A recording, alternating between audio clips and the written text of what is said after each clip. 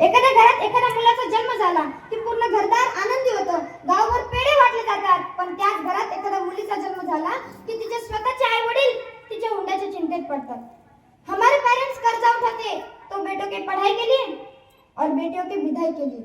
जन्माचं झालं शिक्षणाच्या वेळी मुलगी हुशार असूनही तिचं लग्न लवकर लावून दिलं जातं. का बरं? का तर ती दुसऱ्या घरी जाणार असते, मुलगा याच घरी राहणार असतो आणि दोघांना शिकवायची त्यांची परिस्थिती नसती आणि मुलीला शिकूनही हुंडा द्यावाच लागतो.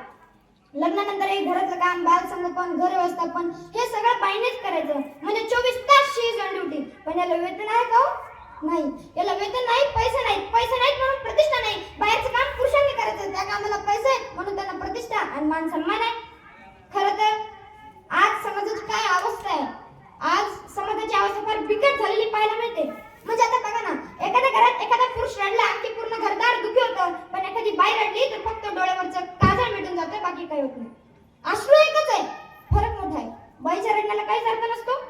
पुरुष बोलला की मन मोकळा ठरतो, बाई बोलली की बडबडी ठरते, कदाक ठरते. इथेही फरक असतो. बाईच्या बोलण्यालाही अर्थ नसतो. एखाद्या पुरुषाचा मृत्यू झाला की स्त्री विधवा म्हणून जीवन जगते, पण एखादी बाई मेली की तिची जागा लगेच सवतच घेते. इथेही फरक असतो. मृत्यू सुद्धा एकच आहे. आणि हा, वर्षानुवर्ष हाच पती मिळावा म्हणून बाई फेऱ्या मारते वडाच्या झाडाला आणि धनी शिट्ट्या मारते तिकडे तमाशाच्या फडाला. ही अवस्था आपल्याला आज गावागावामध्ये पाहायला मिळते. एका बाजूला आपण स्त्रीला म्हणतो तुला स्वातंत्र्य आहे, तू काही करू शकतेस, पण दुसऱ्या बाजूला आपण तिला बंधनही टाकतो की ती 7च्या आत घरात आली पाहिजे. एका बाजूला आपण स्त्रीला म्हणतो तू काही विचार कर, तुला विचार करण्याचं स्वातंत्र्य आहे, मात्र त्याच ठिकाणी तिचा कुठलाही विचार आपल्या घरातल्या कुठल्याही गोष्टीमध्ये विचारात आणला जात नाही. एका बाजूला स्त्री राजकारणामध्ये उभ्या राहतात, कार्यकर्तृत्व दाखवतात, निवडून येतात, मात्र निवडून आल्यानंतर निवडून येतात अक्कासाहेब आणि कारभार करतात अप्पासाहेब.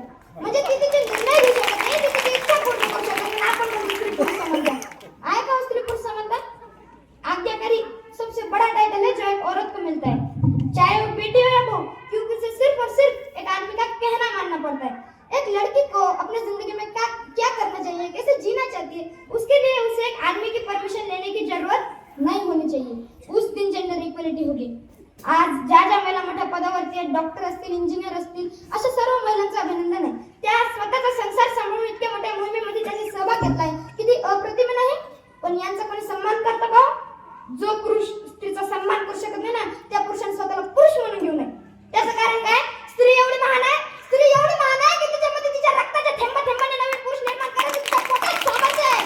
म्हणून ती शक्ती आहे. लक्षात असू द्या, म्हणून ती शक्ती आहे. ही झाली स्त्रियांची बाजू. पण आपल्याला काय पाहिजे? इक्वेलिटी. आता इक्वेलिटी कधी येणार?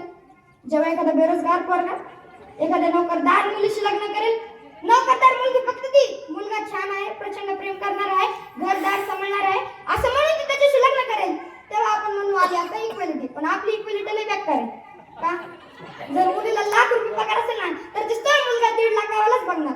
म्हणजे आता माणसाचं माणसाशी किंवा मुलाचं मुलीशी किंवा लग्न व्हायचा काळ निघून गेलाय. दुर्दैवाने प्रोफेशनशी लग्न व्हायला लागले. शेवटी गुड़िया जैसे शौक तुम्हारे गुड़िया सी बन जाती हो, गुड़िया जैसे शौक तुम्हारे गुड़िया सी बन जाती हो, वीर पुसुलता होकर भी पल पल क्यों नीर बहाती हो. अरे शक्त स्वरूपा, अरे शक्त स्वरूपा हो तुम तो जगदम्बा की अवतारी हो. क्या दुर्योधन क्या दुशासन तुम स्वयं काल पर भारी हो. तुम रोको तुम अभिलाषा को ऐश्वर्या रोक पर रोक नहीं, तुम चलता हो इस दुर्गुण की से कोमलता पर टोक नहीं. मगर वंदना क्यों करती हो ढालों से तलवारों से, एक बार बस लगन लगा लो मृत्यु न चाहती धारों से. चूड़ा चोली चुनरी बिन श्रृंगार पूर्ण नहीं होता, मगर बताओ तलवार बिना क्या रूप पूर्ण नहीं होता.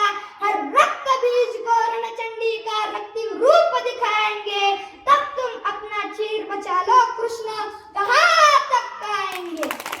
माझ्या सर्व स्त्रियांना एवढंच सांगणे, तुमच्या अंगातली जी ऊर्जा आहे ना, ती अशी वायाला जाऊ देऊ नका. शिवाजी महाराज छत्रपती तुमच्यामुळेच झाले. तुम्हीच आहात कल्पना, फातिमा, द्रौपदी मुर्मू आणि तुम्हीच आहात आहिल्या, जिजाऊ आणि लक्ष्मीबाई. स्त्री पुरुष के पीछे हो तो कमजोर नहीं सम्मान करती है, स्त्री पुरुष के आगे हो तो अहंकारी ना ढाल